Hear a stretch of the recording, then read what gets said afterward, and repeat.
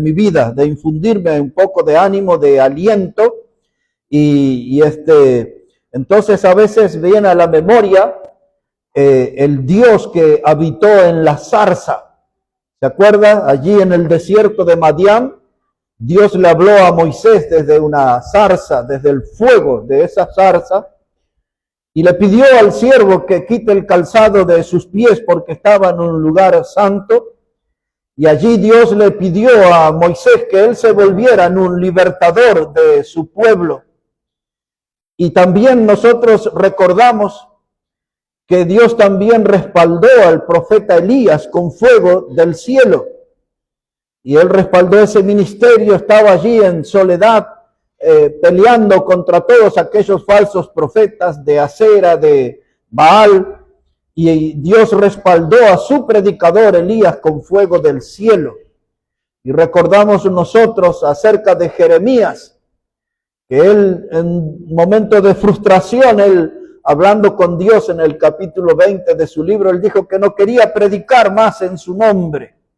Pero dice que de pronto él sintió un fuego en sus huesos, el fuego de Dios en su vida. Y luego llegamos al Nuevo Testamento con Juan el Bautista, y dice allí que él era una antorcha que ardía.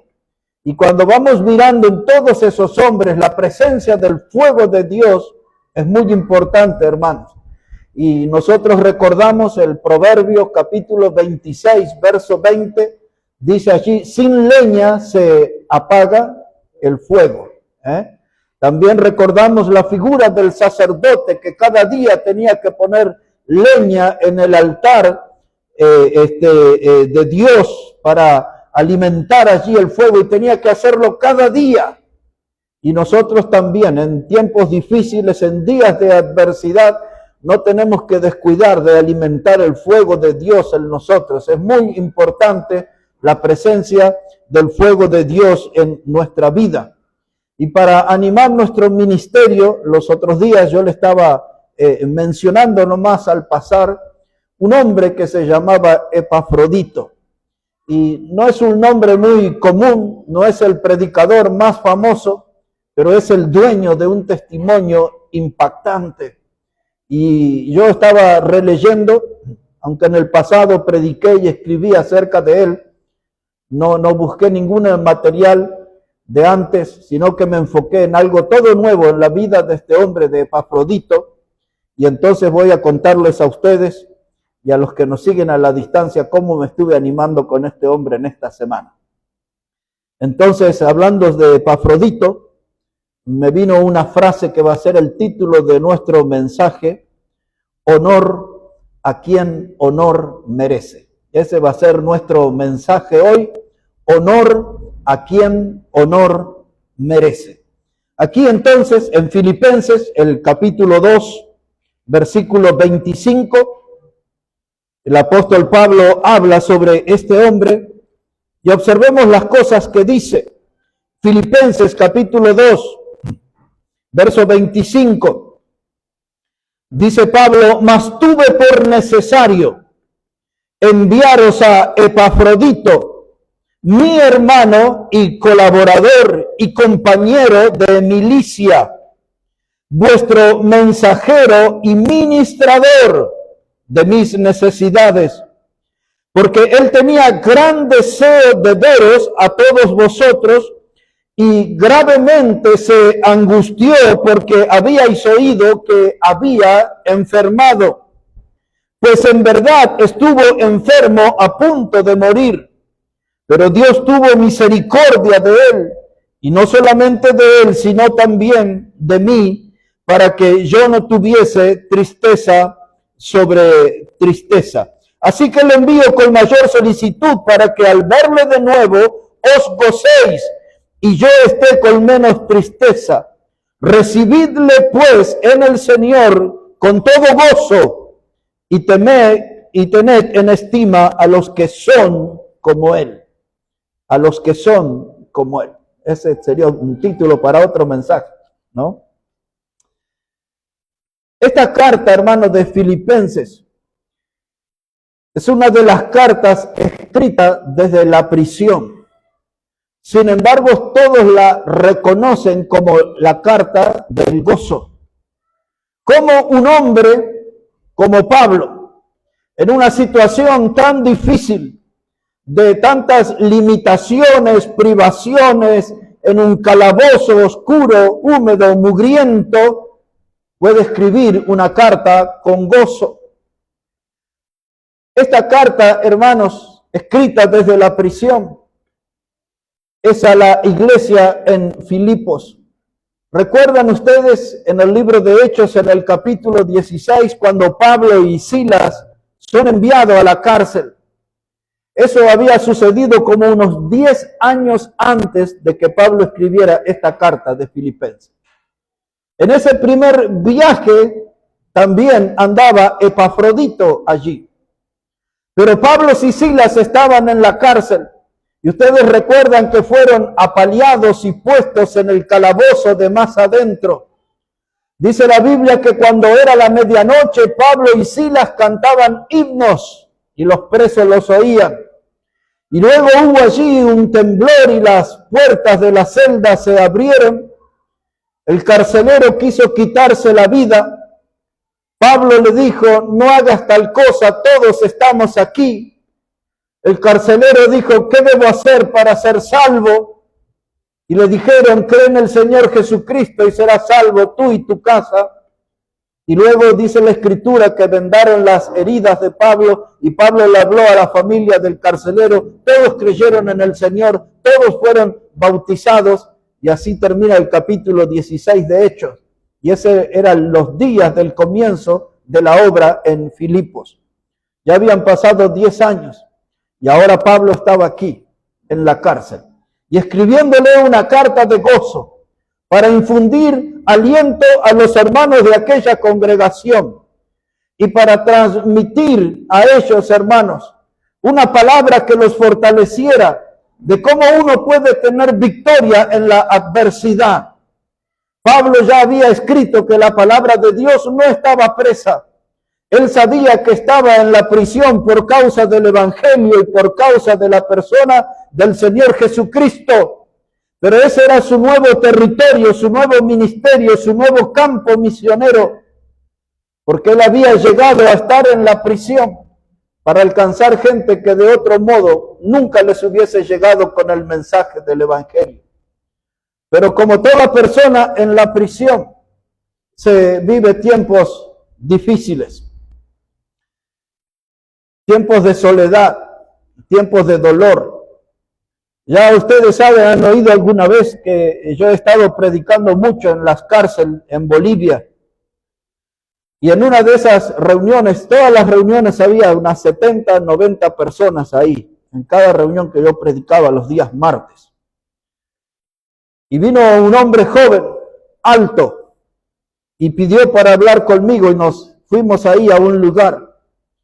Él tenía una semana allí en ese lugar y ese hombre había cometido un crimen. Y él vino a hablar conmigo y él puso su fe en Cristo. Ese hombre que se lo veía ahí como fuerte y no sé, que hasta tuvo el valor o no sé cómo llamar a eso, esa locura de quitarle la vida a una persona, ahí estaba llorando al lado mío como si fuera un niño. Se sentía solo, dolorido, arrepentido, y luego otras personas más fuimos hablando.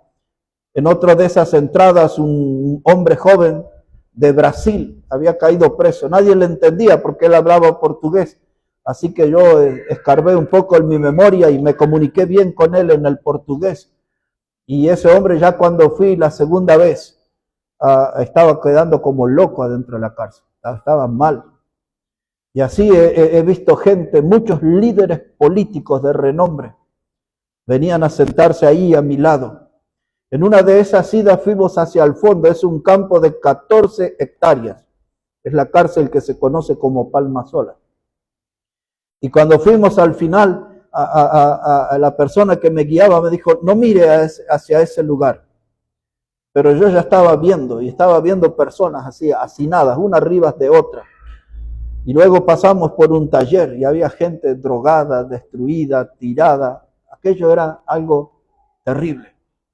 Y estoy contando eso porque una idea tengo por lo que viví, de lo que es una cárcel, de lo que vi allí.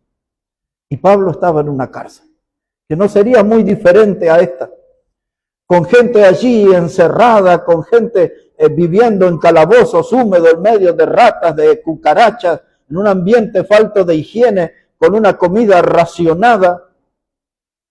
Pues allí en ese lugar, yo no olvido más, traían la comida en una carretilla y en una olla, en el calor de Santa Cruz, cerca de 40 grados. Y yo comí con los presos allí. Pero ese día que trajeron, eso era una carcasa de pollo con arroz y algo rojo ahí.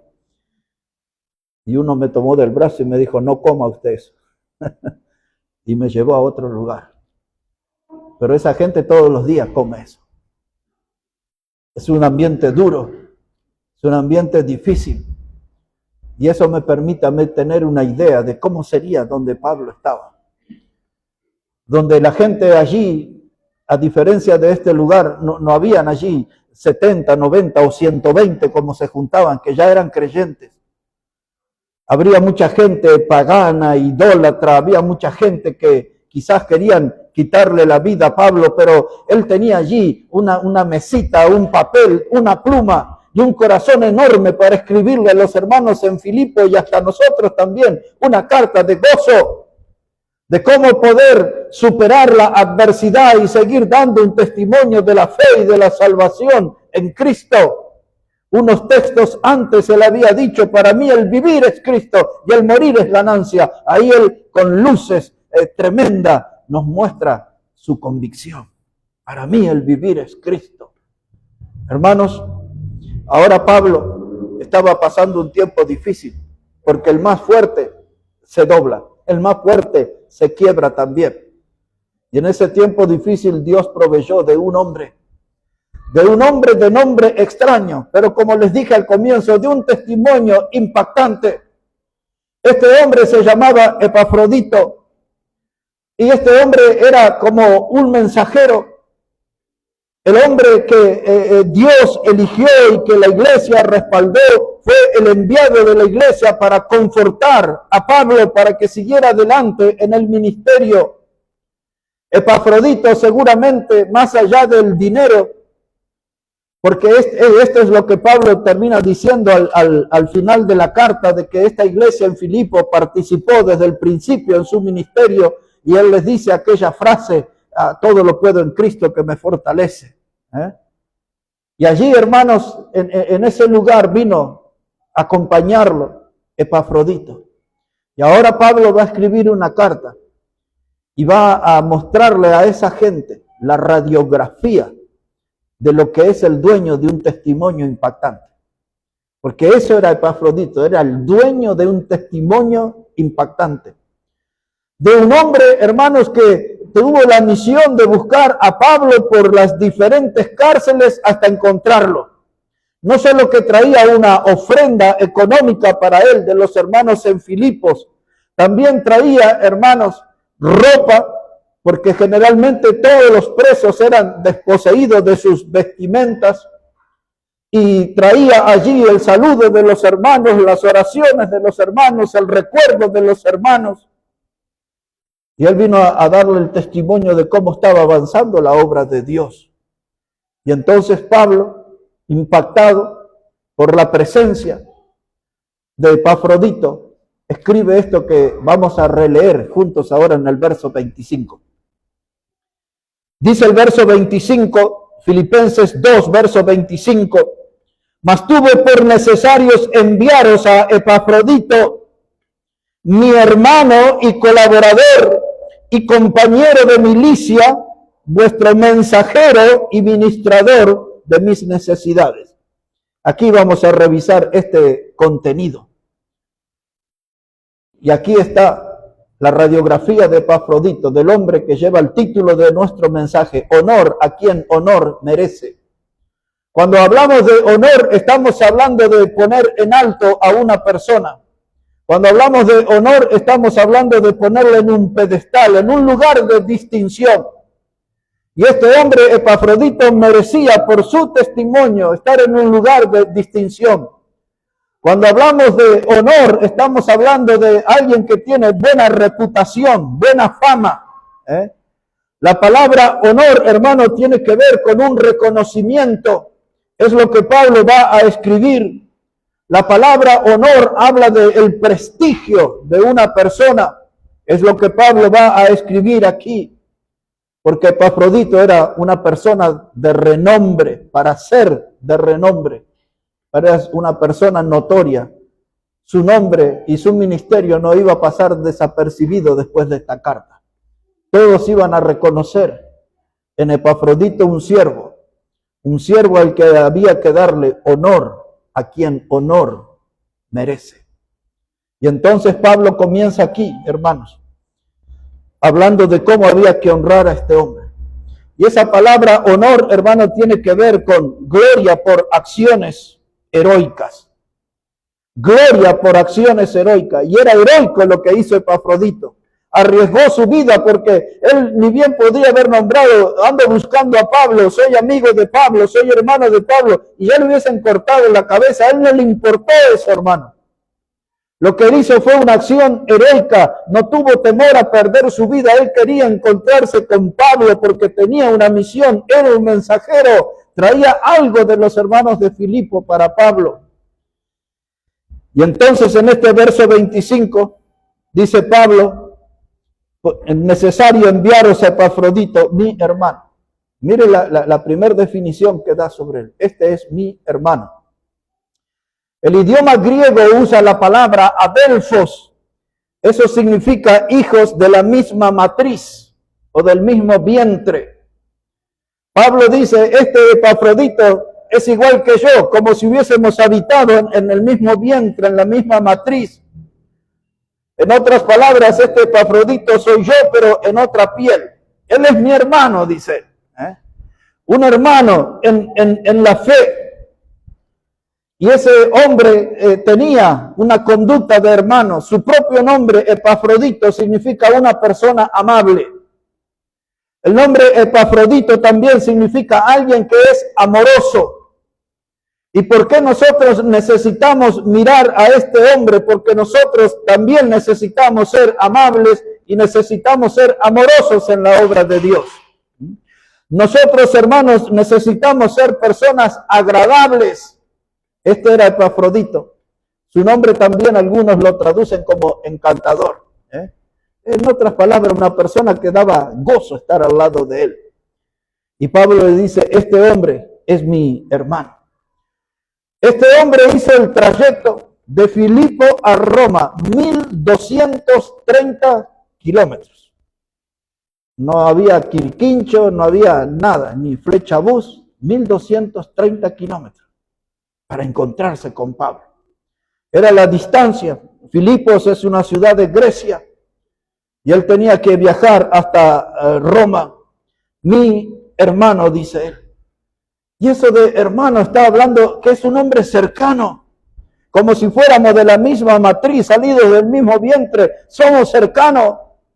Este hombre me gusta estar a su lado porque él es alguien cercano, como si fuera de mi propia sangre.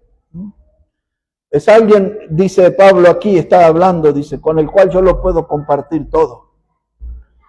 Y a veces nosotros, aún con los hermanos, aunque algunas veces nos enojamos, pero si necesita el zapato le damos, si necesita la camisa, el pantalón.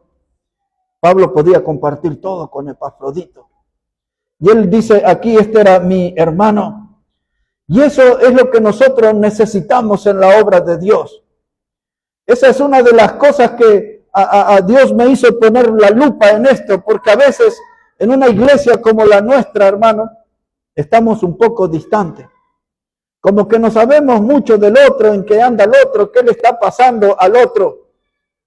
Somos gente con poco tiempo, apenas nos saludamos después de una reunión, cada tanto compartimos un café o compartimos un plato después de la predicación los domingos, pero no sabemos mucho de la vida del otro.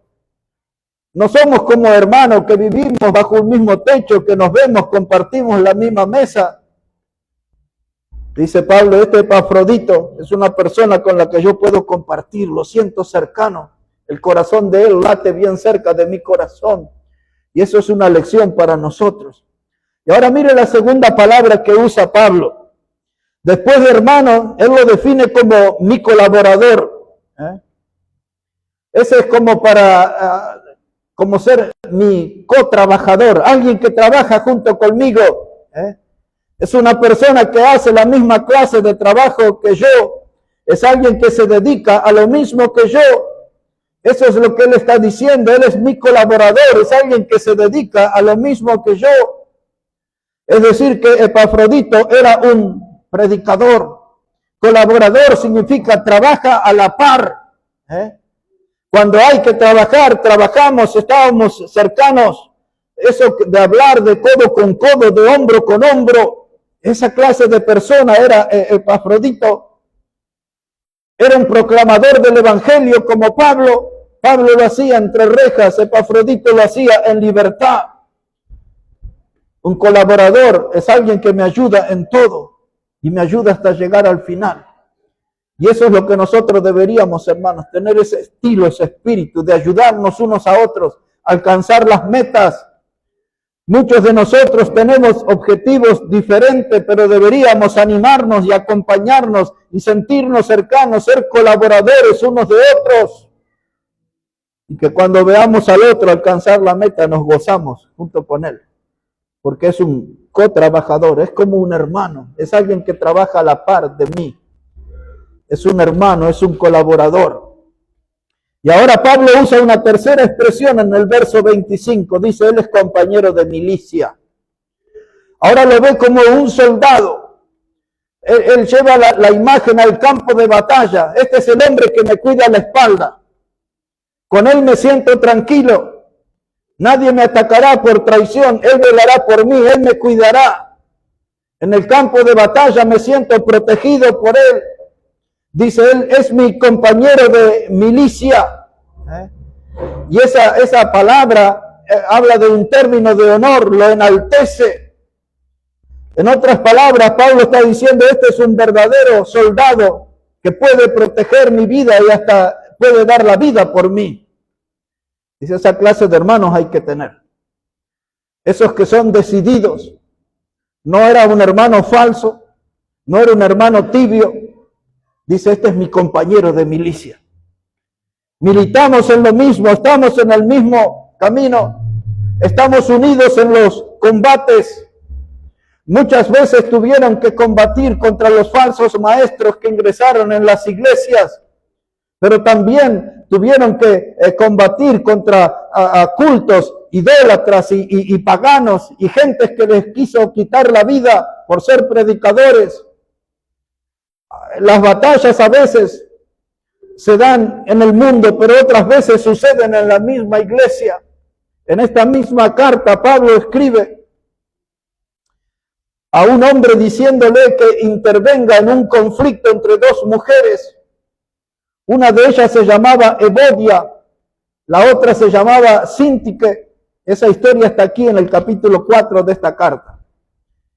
Y Pablo le pide a un hombre que se llamaba Clemente y le dice, participa en ese conflicto, tiene que haber una solución, porque a veces en las iglesias surgían muchas diferencias, a veces diferencias doctrinales, otras veces personales, y alguien tenía que tener ahí una actitud de soldado y estar firme y encontrar soluciones.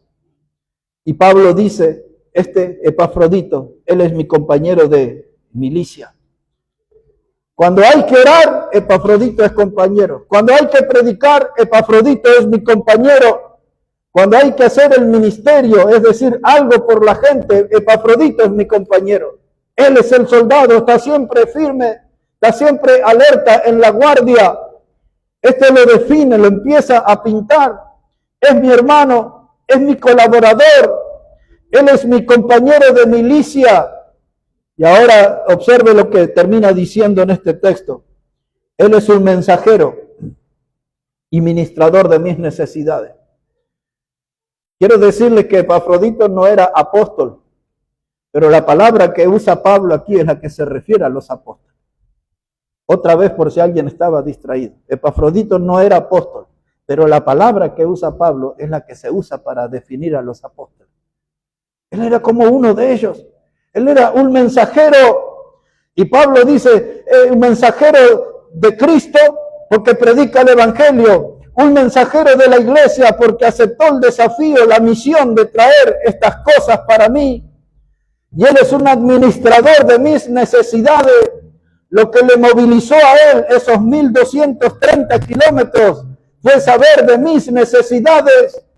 Eso le movilizó, vino, me buscó, me encontró y me confortó. Me hizo sentir bien. Él es un administrador de mis necesidades. Cuando Dios lo necesitó, Él se ofreció como un instrumento y vino y cubrió mis necesidades. Y hay veces que Dios nos llama, hermanos, a cubrir necesidades de otros.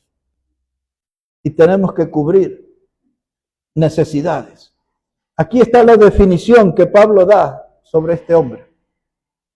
Y entonces cuando yo pensé en Epafrodito en estos días, dije, a veces somos muy diferentes, no somos sacrificados como él. No estamos dispuestos a recorrer largas distancias, ni ocuparnos de la forma que él se ocupó de Pablo, de ministrar en sus necesidades. Muchas veces nosotros adherimos más a la comodidad, al confort. Hasta a veces llegamos a pensar que otros son los que deben hacer el esfuerzo y nosotros no ponemos el hombro en la obra como debemos hacerlo.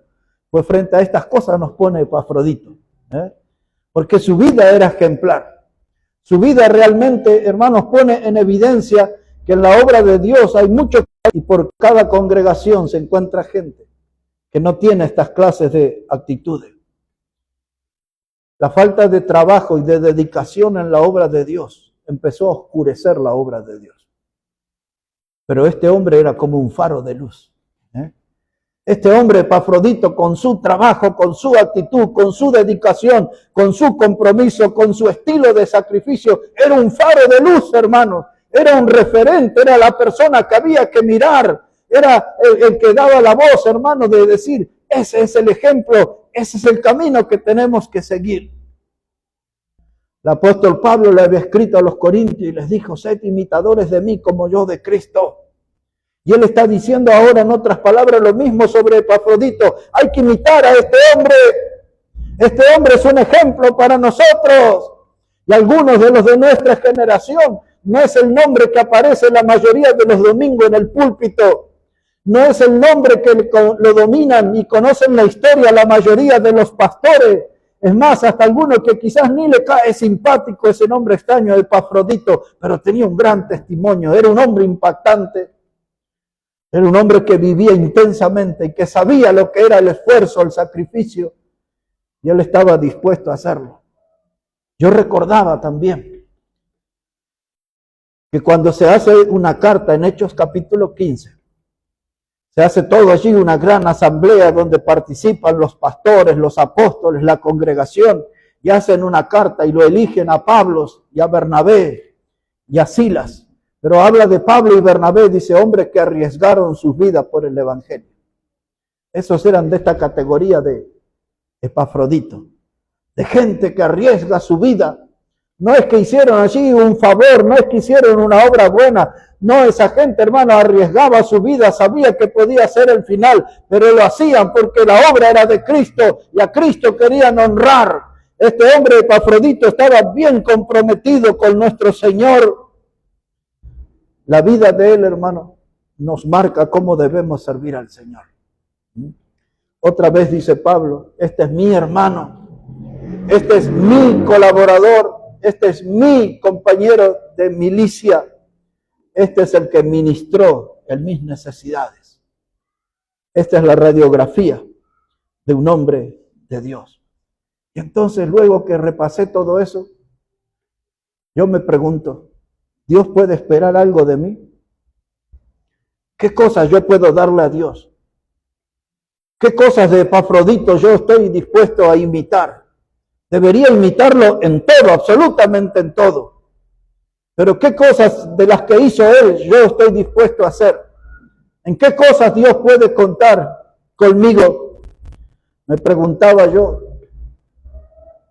¿En cuántos de nosotros la iglesia confiaría cosas como los de Filipos le confiaron a Epafrodito?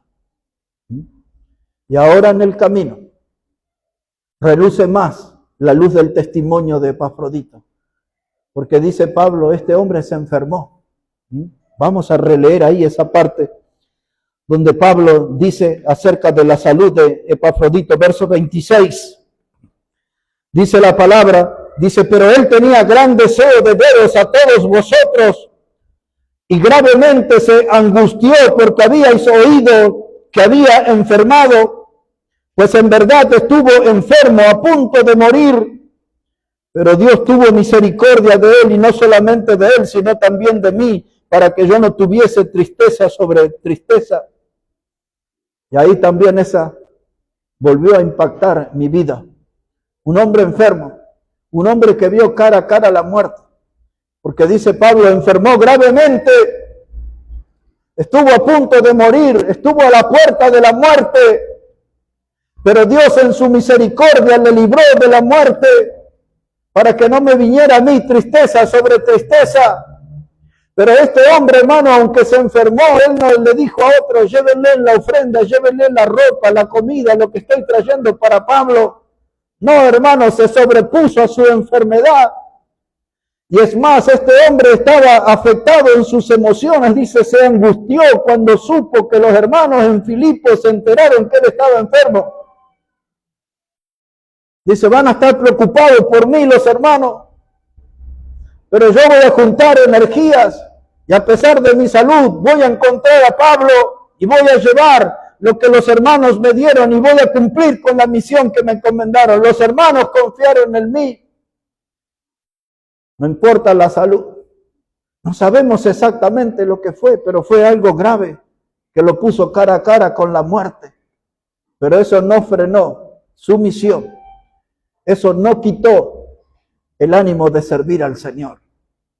Hermano, cuando ponemos la lupa sobre este hombre Epafrodito, hay tantas cosas que deberían a nosotros animarnos a ser como él. Un dolor de muela nos deja en la cama. Un resfrío, ya no me quiere mover. Cosas a veces que son menores nos alejan de las reuniones, nos sacan la energía para servir al Señor. Sé lo que es esa lucha, casi a diario la vivo. Pero este hombre dice, no, estoy casi muerto, pero yo voy a cumplir. Los hermanos confiaron en mí, Dios espera un sacrificio de mí. Pablo tiene una necesidad. Enfermó gravemente, pero igual cumplió la misión. No había nada, hermano, que lo pudiera frenar a Epafrodito. Era un hombre que iba a ir adelante superando adversidades. Dice el verso 27 otra vez, pues en verdad estuvo enfermo a punto de morir. Es decir, que le faltó poquito. Pero hermano, este hombre cumplió la misión. Vivió esas horas como si fuera la última misión. Este hombre Epafrodito, él era uno de los que, alguna vez sí yo usé esa palabra aquí, los parabolani. Los parabolani eran un grupo de personas que se encargaban de rescatar los cuerpos muertos de los hermanos en la fe y enterrarlos con honores. Cuando el Señor Jesucristo murió, allí vino José de Arimatea y vino Nicodemo, aquel que le había visitado de noche en el capítulo 3 de Juan.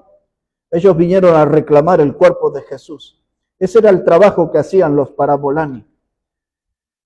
Cuando al final de Hechos capítulo 7 apedrean a Esteban, matan a Esteban, el capítulo 8 comienza diciendo en sus primeros versículos que vinieron allí unos hermanos a reclamar el cuerpo de Esteban.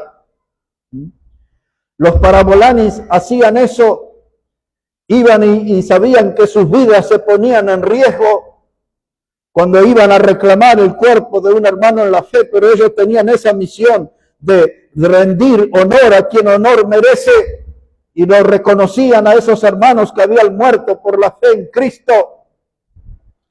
Esa palabra parabolani significa los arriesgados. Y esa palabra es toda una definición y un desafío para nosotros, los arriesgados. Porque nosotros a veces arriesgamos muy poco. A veces no arriesgamos nada en la obra de Dios. A veces el paso del tiempo nos vuelve en cristianos cómodos, en cristianos que solo cumplen y nada más. Son de esa clase de cristianos que la Biblia les llama siervo inútil, porque solamente hacen lo que se les pide nunca hacen una milla extra, nunca van un poco más allá, no arriesgan. Les gusta la doctrina del confort, de la comodidad. Pero Epafrodito era un arriesgado. Epafrodito, hermanos, ese hombre que significa que era alguien amable, amoroso, el encantador. Ese hombre tenía un amor inmenso por la obra de Dios, por los hermanos en la fe, y tenía un amor inmenso aún por los que no conocían a Cristo, porque no había nada que frenara a este hombre en su testimonio. Dice Pablo en ese verso 27, pues en verdad estuvo enfermo, a punto de morir, pero Dios tuvo misericordia de él, y no solamente de él, sino también de mí, para que yo no tuviera tristeza sobre tristeza. Así que le envío con mayor solicitud, para que al verle de nuevo os gocéis, y yo esté con menos tristeza. Recibidle pues en el Señor con todo gozo. Ahí está, hermano, el título de nuestro mensaje. Honor a quien honor merece. Dice Pablo, tienen que honrarlo. Recíbanle en el Señor con todo gozo. Este caballero tiene la misión cumplida.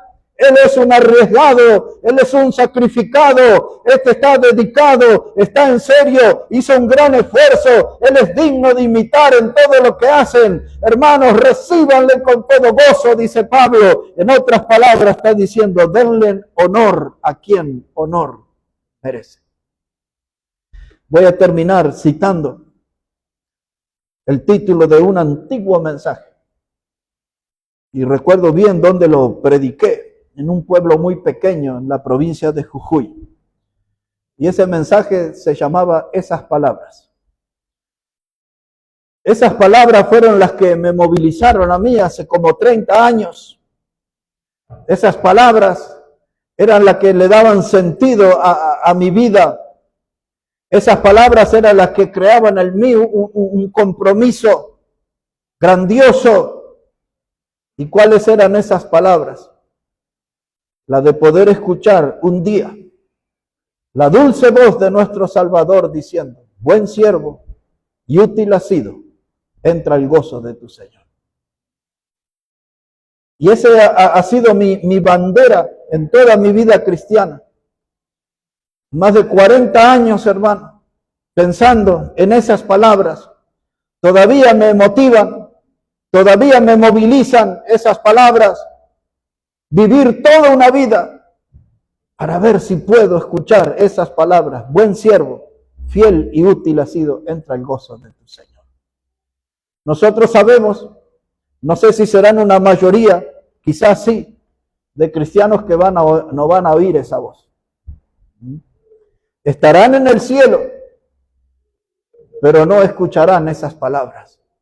Y esas palabras yo quiero transmitirle a ustedes también, hermano, para ver si puede ser una motivación para ustedes.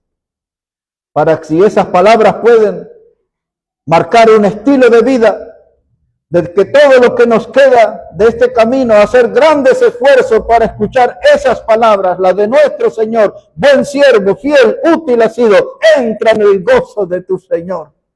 Dice Pablo, hermanos, cuando llegue Epafrodito, recíbanle con todo gozo. Hay que darle honor al que honor merece. Si nosotros logramos escuchar esas palabras de labios de nuestro Señor, ese va a ser el mayor honor para nosotros. La coronación de que hemos hecho lo suficiente para que nuestro Salvador nos diga, buen siervo, fiel, has sido, entra el gozo de tu Señor. Vamos a orar, hermanos. Oremos al Señor. Padre Celestial, queremos darte las gracias por tu palabra y gracias por este siervo Epafrodito.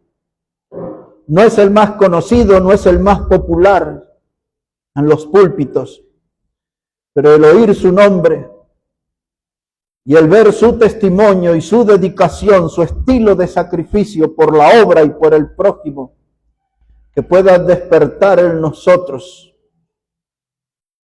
ese deseo de poder servirte como Él, de andar en la vida como Él, cubriendo las necesidades de otros, ministrando para otros, siendo bendición a otros. Que cada uno de los que escucha este nombre Epafrodito pueda volver a las páginas de la Biblia y leer y releer su breve aparición, pero su impactante testimonio, que puede servir para una gran motivación para nosotros seguir esas huellas y tener una mejor vida cristiana que honre y que glorifique tu santo nombre, Señor. Bendice tu palabra, Padre, en cada vida. Quizás el ejemplo de Epafrodito hoy nos va a guiar a tomar alguna decisión de un cambio importante en nuestra vida para poder rendir un mejor servicio para ti, Señor Jesús. Bendice tu palabra, bendice cada vida. Todo lo pedimos en el precioso nombre del Señor Jesucristo. Amén y amén. Que Dios